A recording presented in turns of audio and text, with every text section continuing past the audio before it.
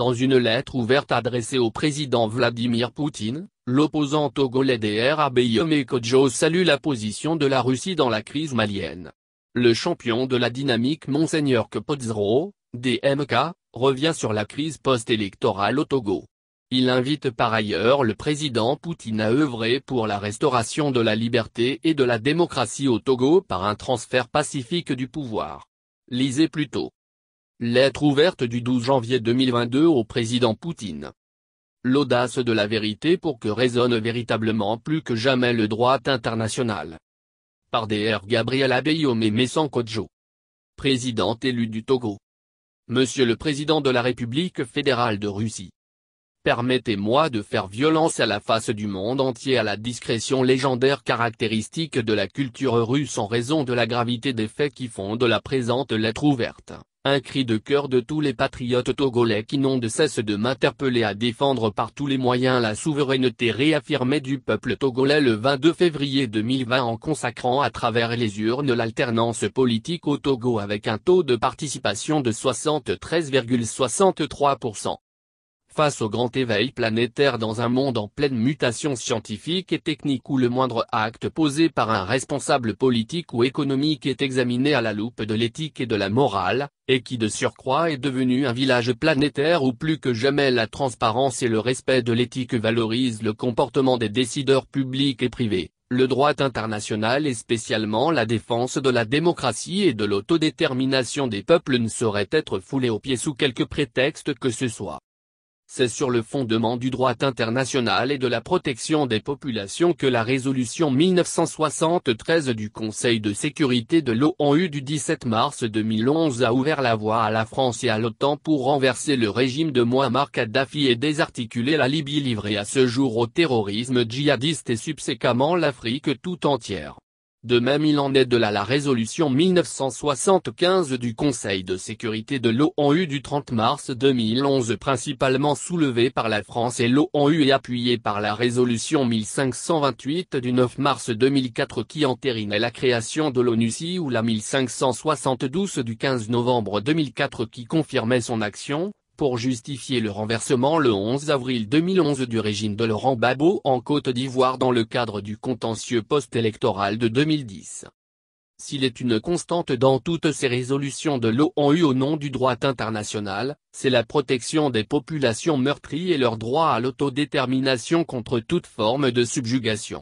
Et pourtant depuis le 22 février 2020, le Togo connaît un quintuple coup d'État électoral, militaire, judiciaire, diplomatique et médiatique à la suite de mon élection à la magistrature suprême suivi de mon refus de subornation par Faure Gnassingbé qui pourtant après avoir reconnu ma victoire, s'est maintenu pour un quatrième mandat usurpé à la tête du pays contre la volonté de tout un peuple pris en otage de façon éhontée avec la complicité de la communauté internationale avec au premier plan la CEDEAO et l'Union africaine, UA.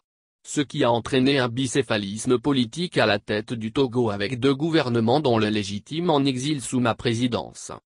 Dans la crise post-électorale que connaît depuis 2 ans le Togo, contrairement aux USA qui dès le 26 février 2020 ont demandé un recomptage des voix bureau de vote par bureau de vote, le droit international est gravement bafoué par les pays occidentaux notamment la France, l'Allemagne, l'Union européenne complice de fausses reconnaissances de la victoire apocryphe du dictateur. Pire, la complicité active des Nations Unies emmurée dans un silence sépulcral après avoir fait disparaître à 2 reprises des courriers recommandés du gouvernement légitime du Togo qui ont été régulièrement affranchis avec accusés de réception de la poste américaine depuis New York sur la gravité de l'actuelle crise politique togolaise. Dans ce contexte de grave déni de droit à tout un peuple pris en otage depuis 1967 par une seule famille biologique soutenue par la France qui a assassiné le 13 janvier 1963, Sylvanus Olympio, le père de l'indépendance togolaise, il urge qu'une voix autorisée de par le monde se lève pour que justice puisse être faite au peuple togolais déshumanisé et pourtant méprisé par les vedettes des droits de l'homme de la communauté internationale. Le plus grave concernant la prise en otage du Togo par le régime héréditaire dictatorial néocolonial, c'est sa faillite économique, sociale et morale, qui a plongé jusqu'à présent l'écrasante majorité des Togolaises et Togolais dans la misère noire sur fond de déshumanisation de nos populations. La prédation du patrimoine et des ressources du pays au profit du capital international apatride est indescriptible tandis que les recettes du pétrole, de l'or, du diamant et d'autres minerais rares ne sont déclarées au trésor public. Le port autonome de Lomé, le plus grand port en eau profonde de la sous-région que j'ai eu à diriger et réformer, de même que les aéroports de Lomé et de Niamtougou servent de plateforme pour des trafics en tout genre visant à déstabiliser l'Afrique subsaharienne et subséquemment toute l'Afrique.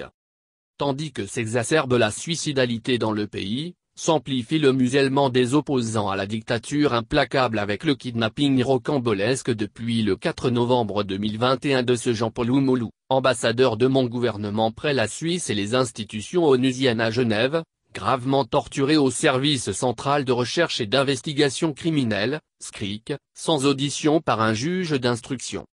C'est dans ce contexte de répression politique sans précédent au Togo dénoncé par Amnesty International et l'ONU sur fond du scandale de la prédation numérique par le logiciel israélien Pegasus dont je suis une des victimes qu'a été condamné arbitrairement le 27 août 2021 à 48 mois de prison dont 24 mois avec sursis mon conseiller spécial chargé de la jeunesse, M. Paul Missiabeto, pour avoir partagé sur la toile une information qui s'y trouvait alors qu'aucune disposition légale ne l'interdisait, et que vient d'être libéré le 31 décembre 2021 sous condition deux journalistes de renom Joël Ega et Ferdinand Haïté après 3 semaines d'incarcération pour avoir critiqué des ministres du gouvernement illégitime de Lomé lors d'une émission télévisée sur le web.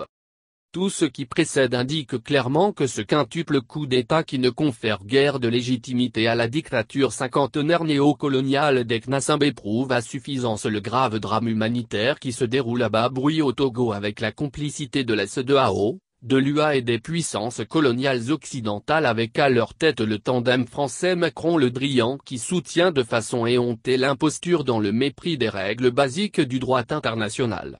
Cela est d'autant plus grave que l'inversion des résultats électoraux réels du président élu et du président sortant, opérée par la Cour constitutionnelle togolaise aux ordres de la dictature cinquantenaire néocoloniale, n'a pu jusqu'à ce jour être justifiée par ce pouvoir, malgré la demande officielle, publique et pressante par la diplomatie des États-Unis d'Amérique de la publication des résultats électoraux bureau de vote par bureau de vote.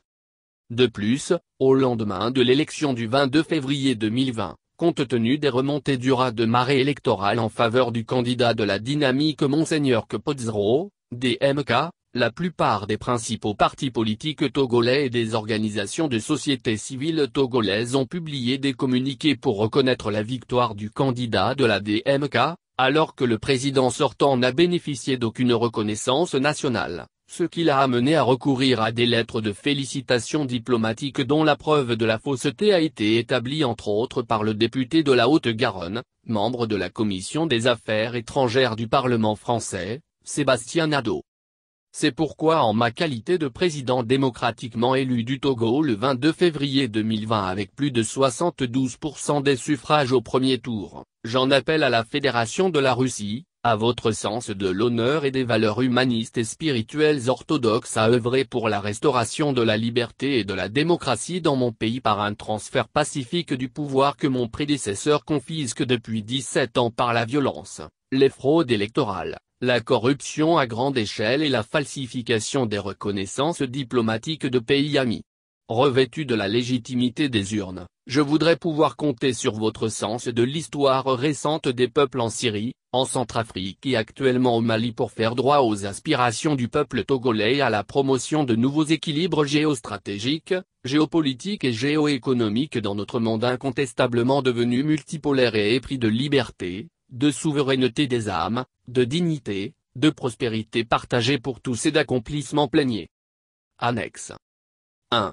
Narratif sur le quintuple coup d'État électoral. Militaire, judiciaire, diplomatique et médiatique. 2. Mémorandum de sortie de crise pacifique au Togo du gouvernement légitime du Togo et de la DMK du 14 mai 2021.